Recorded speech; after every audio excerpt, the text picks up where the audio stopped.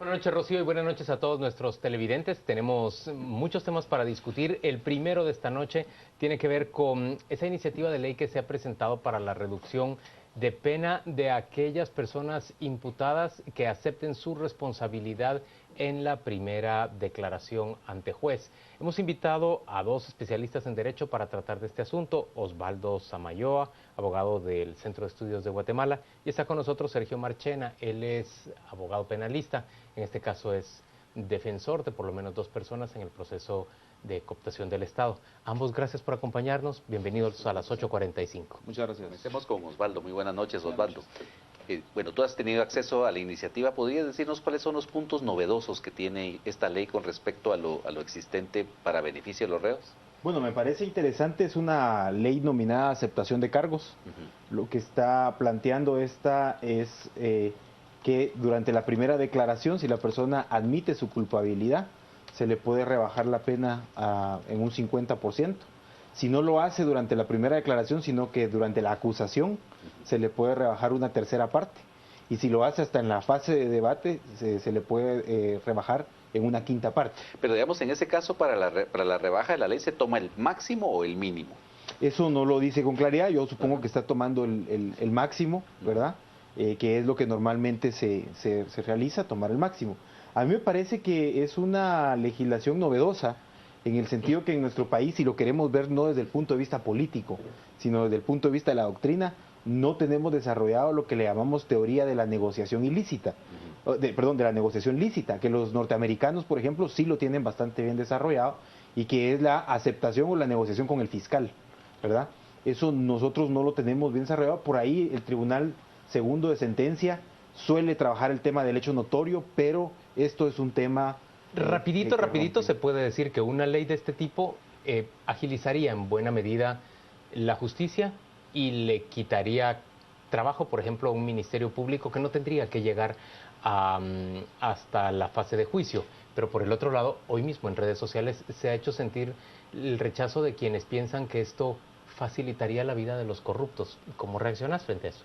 Bueno, es cierto que lo que está buscando políticamente es reducir el tema de la moratoria judicial, el tema del hacinamiento carcelario, y que efectivamente la persecución penal pueda centrarse en hechos de mayor trascendencia social. Yo también pensé lo mismo cuando inmediatamente escuché su nombre. Sin embargo, al leerla y revisarla, me doy cuenta que habla que para que en casos en donde la persona imputada se ha enriquecido o ha incrementado su patrimonio, para poder pedir este beneficio, debe de devolver el 50%, cosa que yo creo que también es discutible. Ese 50% yo creía que debería ser todo. ¿Vos querrías el 100%? Claro.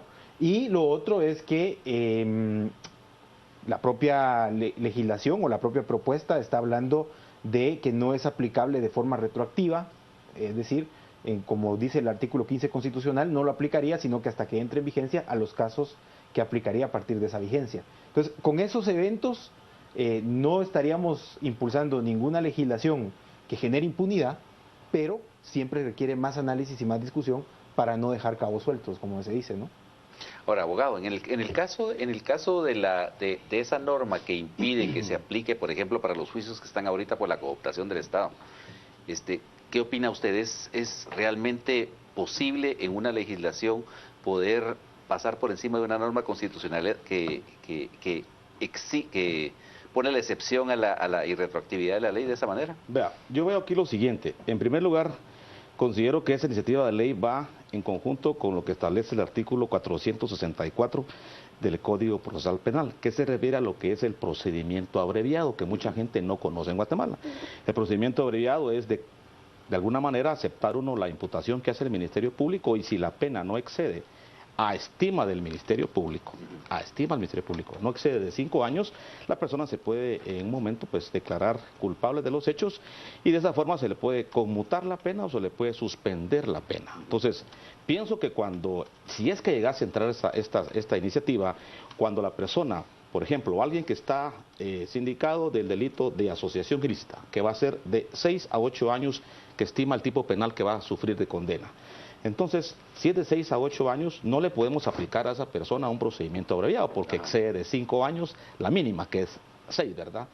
Sin embargo, si esta ley, digamos, de alguna manera ayudar al sindicato para que la pena, el tipo penal fuera inferior, digamos, al que tiene establecido ahora, pues sí pudiera de alguna forma beneficiarlo. El problema que existe en Guatemala, y es a mi criterio personal, no, a mi juicio no se necesita de estas reformas. Lo que se debe de hacer es de que las penas que tiene Guatemala, si usted las analiza en derecho comparado con los países latinoamericanos, Guatemala tiene penas excesivas que no sé de dónde se las sacaron. Para enriquecimiento ilícito, por ejemplo. Por ejemplo, para enriquecimiento ilícito en México estamos hablando de 4 años. Aquí estamos hablando de 5 a 10 años. ¿De dónde el legislador dice que son 5 a 10 años? ¿Quién dice son 10, son 15, son 20 años?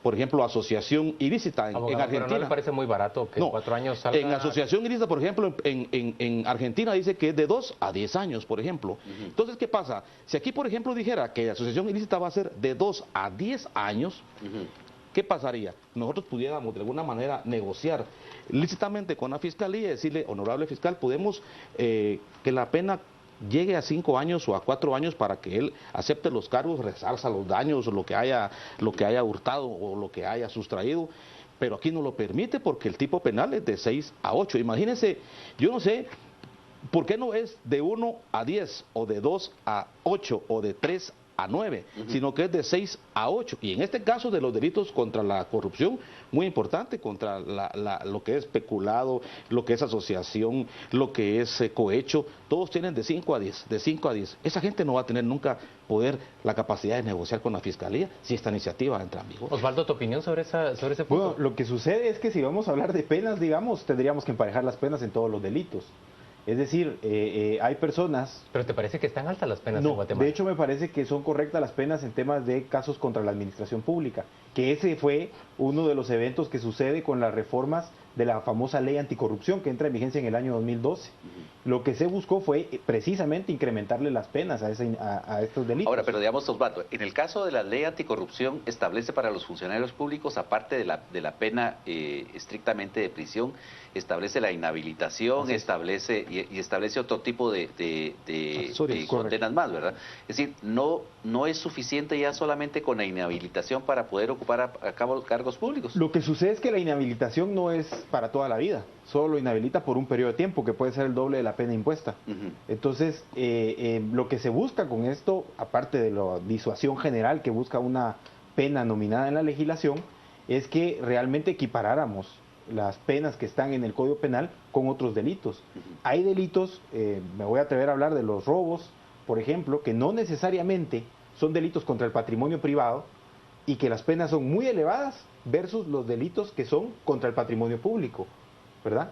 Estábamos en esa desigualdad y lo que se busca es generar ese tipo de igualdad. Osvaldo, 2 preguntas sobre esta iniciativa que has leído y conoces. Muy poca gente la conoce en Guatemala. La primera es, ¿aplicaría esa reducción de penas incluso para delitos violentos como asesinato? Tal y como está planteada ahorita, sí, porque deja abierto que es para cualquier tipo de delitos en cualquier proceso. Pero, una vez se acepte la responsabilidad, de acuerdo a lo que pero no aplicaría, según lo que dice la iniciativa, no aplicaría para las personas que ya están siendo procesadas por los casos de corrupción, cooptación del Estado, la línea, la cooperacha. Sí, para esos no aplicaría. No aplicaría. Tiene un artículo, el artículo 15, que le han puesto principio de favorabilidad, que dice que no será retroactiva, sino que solo cuando entre en vigencia podrá aplicarse. Casos que rompen con el principio de indubio pro reo, hay. Uno de los principales casos que podemos ver es el tema del Estatuto de Roma, que es derecho penal internacional, que entra en vigencia y no aplica para atrás en perjuicio, por supuesto. En este caso, que podría aplicar a favor, la propia ley estaría expresando que no aplica este principio, ¿verdad? Es discutible, es de análisis, como les decía al principio, doctrinariamente la teoría de la negociación lícita en nuestro país no está profundizada, no está plenamente desarrollada y esto nos pone ya a tratar de discutir y darle todas las herramientas a eso. Ahora, digamos, esa inaplicabilidad no retroactiva, es decir, ¿no entra en conflicto con la Constitución? Digamos, como principio, los principios, incluso el derecho internacional, nos plantea que tiene que existir la garantía. La garantía existe, el principio está incorporado dentro de nuestra Constitución. Para efectos político-criminales, que creo que eso es importante tenerlo, cuando hablamos de garantizar la libertad de más personas mediante este tema, podríamos decir que ese efecto político criminal puede generar algún tipo de discrecionalidad con el principio. ¿Qué quiero decir? El sistema tiene que priorizar y garantizar la libertad de los sujetos. Si este evento garantiza que más personas van a poder gozar de esa libertad para cumplir con los fines de la pena, que es la reinserción y la participación en la sociedad bajo otros parámetros, podría no entrar en contradicción, sino ser complementario para los fines del Estado. Por eso se vuelve una decisión más política que doctrinaria. Licenciado Marchena, es difícil pensar que una normativa de este tipo se discuta y pase en este momento por el Congreso sin tomar en cuenta la opinión, por ejemplo, del Ministerio Público o de la Comisión Internacional contra la Impunidad. ¿Qué piensa usted? ¿Estarían ellos a favor, en contra? Quiero comentarle que yo he estado en 2 ocasiones de asesor legal en el Congreso, he tenido a cargo iniciativas por encomienda.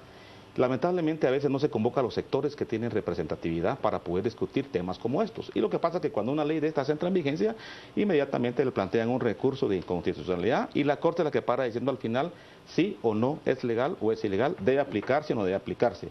A mí me gustaría mucho saber quiénes están detrás de esta ley y me gustaría mucho escuchar la opinión, por ejemplo, del licenciado Beltranena, que es colega nuestro, penalista, que ha estado litigando con nosotros en los tribunales, que se involucre seriamente en esta iniciativa, porque de los que estamos en el día a día de este proceso somos los que pudiésemos hablar en relación a esto, ¿verdad? Porque una ley de esta magnitud definitivamente debe consensuarse. Le voy a poner un ejemplo. Por ejemplo, ¿Usted no cree que el licenciado Beltranena, que en este momento ha tomado causas extremas y poco populares, sería un pobre abogado para la... Él es un referente en Guatemala a nivel nacional como un abogado penalista, lo catalogo como un colega excelente en el ejercicio de su profesión, podría dar una excelente opinión en la comisión.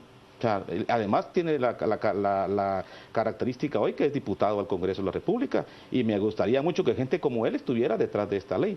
Pero lo que no me gustaría que esta ley entrara en vigencia, pues no la hemos todavía ni siquiera analizado, y que venga la Corte de Constitucionalidad y al estar emitida y entrar en vigencia diga, está mal hecha, está mal redactada. Por eso es que las leyes en Guatemala, por ser casuísticas, es que lamentablemente la Corte las vive derogando.